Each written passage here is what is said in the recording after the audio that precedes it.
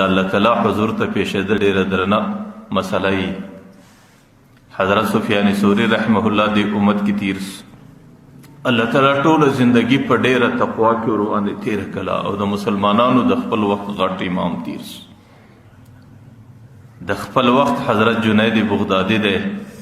او د خپل وخت قطب دی او د خپل وخت ابدال او غوث دی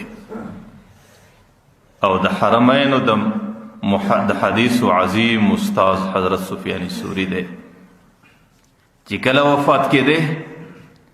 نو شاګردان ورته ناست دي او چې کله شاګردان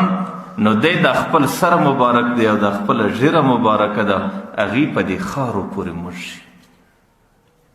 او د سترګو سه اوښکې راځي او د خپلو اوښکو په خارو په خټو باندې د خپل مخ او ږیره لړلي دي. نو هغه شاګردان ورته حضرت ته خو د ټولو مسلمانانو امام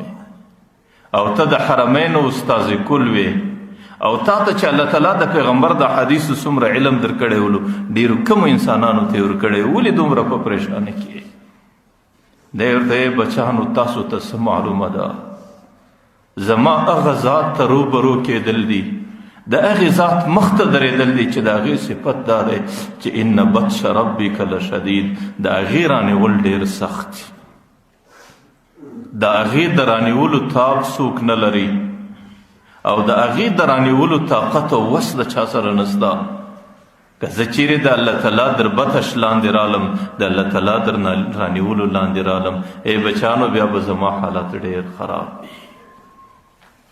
نو ما درته ویل چې کم چاته الله تعالی زندگی په عباداتو کې ورکه په نیکو اعمالو کې ورکه لیکن د هغې د دې ورځې د ملاقات سره د زندګۍ د انتها سره په خدای قسم داسې